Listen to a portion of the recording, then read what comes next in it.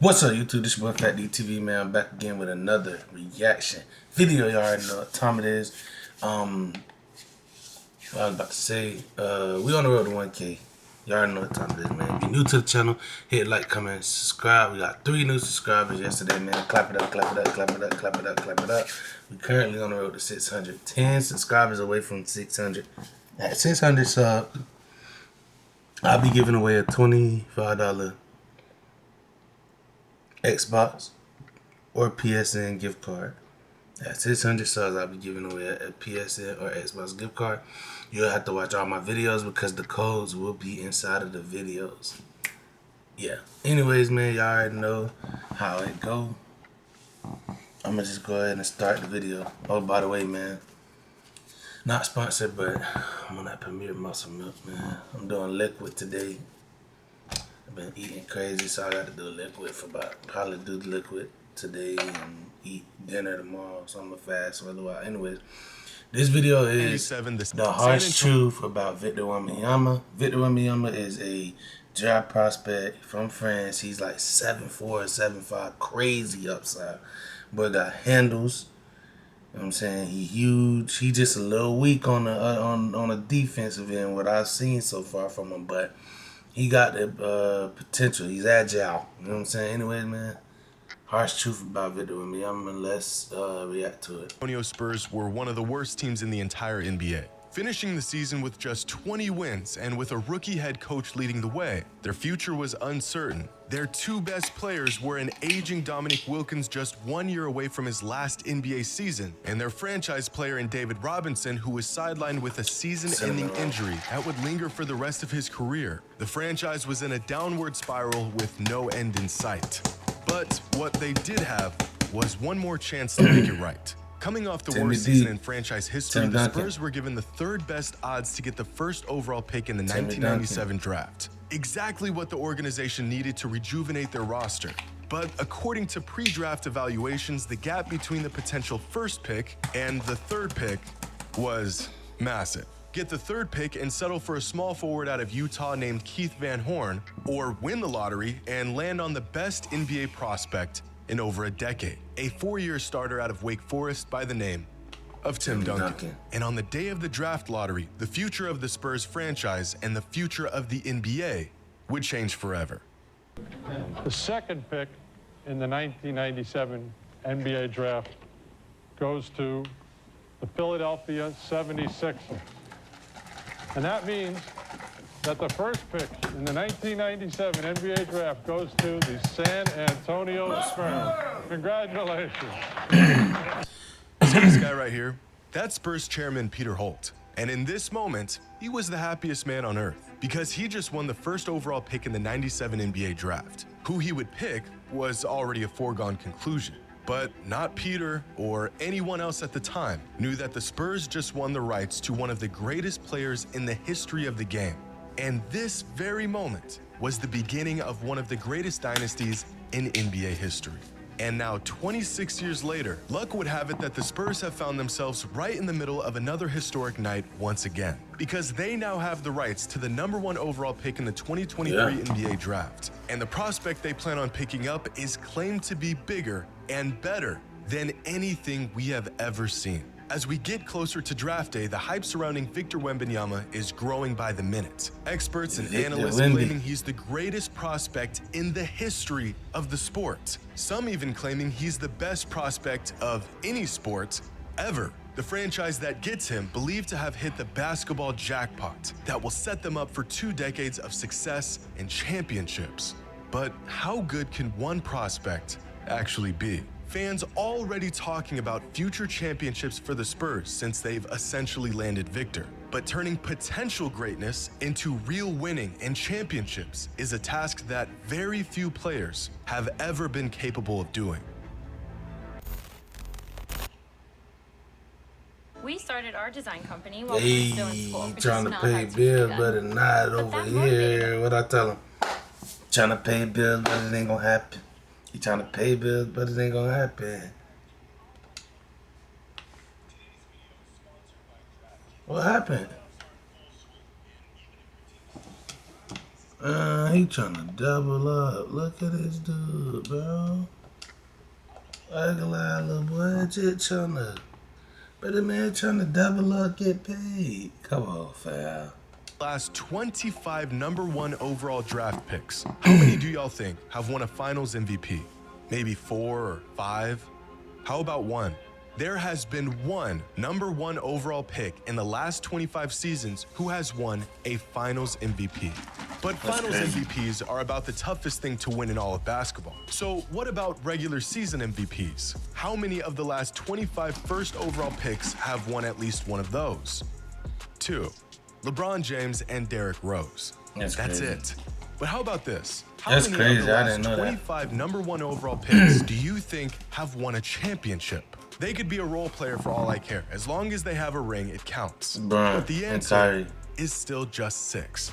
Winning in the NBA is very, very hard to do. But fans and experts are already putting this burden on a kid who hasn't even been drafted yet. But we've done this before. Unrealistic hype and expectations met with inevitable disappointment. Yeah, It feels like that's just true. yesterday, Zion That's the Williamson same was thing being I was regarded saying. as the greatest basketball prospect of the decade. And yet Yeah. here we are, 4 years later, and Zion has played in just 29 games over the last 2 seasons and has yet to play in a single playoff game.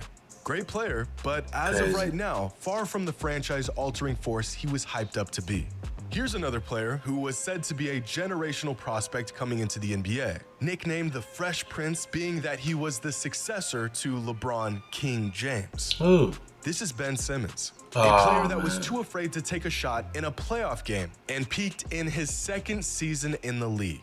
And we do this to young players far more often than you would think. Yeah, DeAndre Ayton is man. a solid NBA player. Nowhere near a superstar, but he could be a key piece on a championship-winning team. Yeah, now, he could. would you believe that just 3 months before he was drafted, he was labeled as a, quote, anomaly? In the moment, it always feels like the next guy up is going to be the guy. And then shortly after, we forget about the unwarranted comparisons and move on to the next guy. But to really understand how rare it is to draft a player who becomes an all-time great, stays healthy, and stays loyal to the franchise that drafted him, we have to look at the teams and players who actually did it. If we're talking about transcendent players who led the team that drafted them to multiple championships, then that list only includes 7 players who were drafted in the modern NBA. Over 3,000 players drafted since 1980, and 7 of them went on to be a loyal, franchise-altering talent. These players right here are icons, legends in their franchise and to the game, and they only come around about once in a decade. Now, if Victor is as good as advertised, he could be added to this list one day. But the path to get there is long and riddled with players who fell short.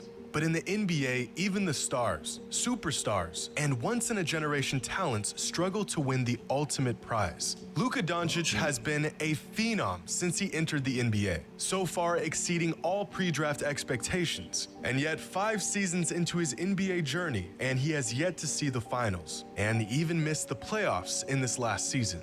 Kevin Durant is one of the greatest players to ever touch a basketball, but even he had to abandon the team that drafted him to join a juggernaut of a team to win a championship. But James hold on. Harden. See, Russell. bruh, I was cool with you, fam. Yeah, I was cool with you, fam. But then you brought up KD. And that's not what we're gonna do, fam. So, this is how we're gonna do this, bro. Your video ass, bro. Yeah. This video ass, bro. KD will ice you. I think I'll bust you. Set it up one-on-one. Since you want to have so much to say, set up the one-on-ones, bro. Set up the ones, bro. Talk about Durant, nigga. 2-time final MVP, nigga. Fuck you talking about, Jet. Anyway, let's move on. Westbrook, Chris Paul, Damian Lillard, Joel Embiid. The list of all-time great players who have yet to win a title or find any real success in the playoffs is massive, which makes the expectations on Wembanyama all the more baffling. To think that a 19-year-old can come into a struggling franchise and turn everything around may not be realistic. And even worse, it may not even be fair to the young man. Ironically, the best turnaround directly caused by a rookie in modern NBA history was by Tim Duncan. After the Spurs Bro, this man is trying to pay bills today, fam. Hey, help me get YouTube TV song. Gotta watch the ads. Straight up. Gotta watch all the ads, bro. It's crazy. But I got y'all though. I'm gonna cut them off because if I can't pay no bills, you ain't paying no bills either. No cap. Well, he technically is still paying bills because I'm watching the ads still. I told y'all, bro, this is blood raw uncut. Drafted Duncan, their win total jumped from 20 wins in 1997 to 56 wins in 1998. A 36-win jump in Timmy's first season with the team and a championship in his second season. This is by far the greatest leap a team has ever seen simply by adding a rookie to their roster. Larry Bird was another immediate franchise-altering player for the Celtics, but that was nearly half a century ago. LeBron couldn't do it, KD couldn't do it, Steph and Michael took years to pull it off, and yet somehow we don't just... Bro. Why the fuck you keep saying KD name, bro? Like, bro, what's up with the man, bro? Man, keep saying Durant name, bro. Don't say that man name no more, bro. Don't say KD name no more. We're talking about Wembanyama, bro. You ain't saying nothing positive about KD. I'm going to your shit, bro, for real. Stop playing with me, dude. What? Don't say nothing about Durant, bro. Just want, but we expect this 19-year-old kid to trying do to it. let you I really think just some trying to fans vibe. don't understand the pressure that they are putting on Wembanyama. He could be great, amazing, injury-free, generational, and to expect this level of excellence out of him could still you hating be on far the too man much. gonna be a bucket, Over the bro. past 25 seasons, the average MVP finishes the season with a win share total of 15.2. Over that same time span, the average All-Star has a win share total of 10. And among the 450 active players in any given season, the average single-season win share total across the league is just 2.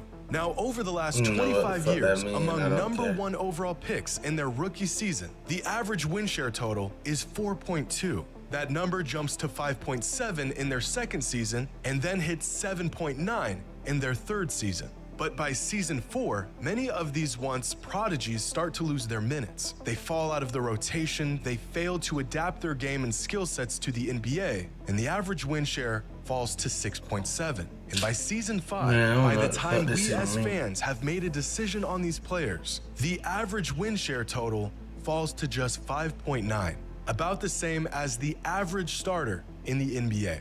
This is the career of an average number 1 overall pick in the NBA. We see number 1 overall players as the guys who went on to have great careers, guys like Kyrie and Anthony Davis and LeBron. But we forget that far more often, these number 1 overall picks pan out to be players like Markelle Fultz, Andrea Bargnani, and Kwame Brown. But even for the groundbreaking prospects who are league ready the day they put on an NBA jersey, the result is still rarely a championship or real hardware or impact. Over the last 25 years, the players who had the largest impact in their rookie season were Chris Paul, Ben Simmons, and Blake Griffin, followed by the 12 next best rookies of the last 25 seasons. You are looking at the greatest rookie seasons of this century, and yet only half of them were even the best player on their team by the end of their first season in the league.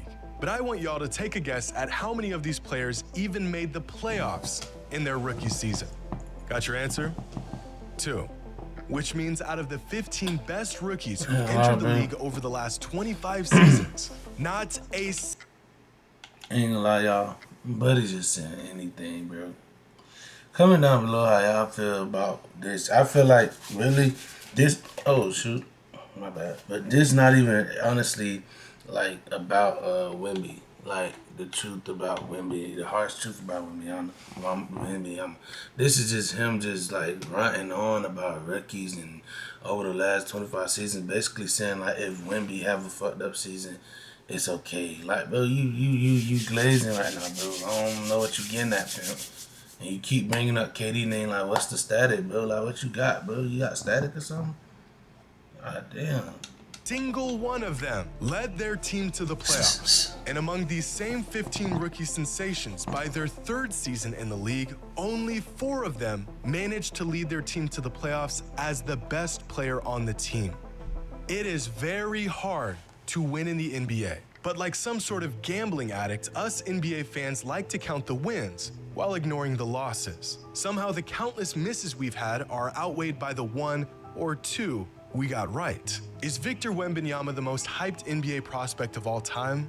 Well, I'm not sure. Some experts that have been around a lot longer than I have would like to say so. But if my memory serves me right, I can recall a 17-year-old LeBron James drawing so much attention that he managed to have an Ohio high school basketball game featured on national television. Long before social media, the likes of LeBron James, Patrick Ewing, and Kareem Abdul-Jabbar were all household names before they even put on an NBA jersey.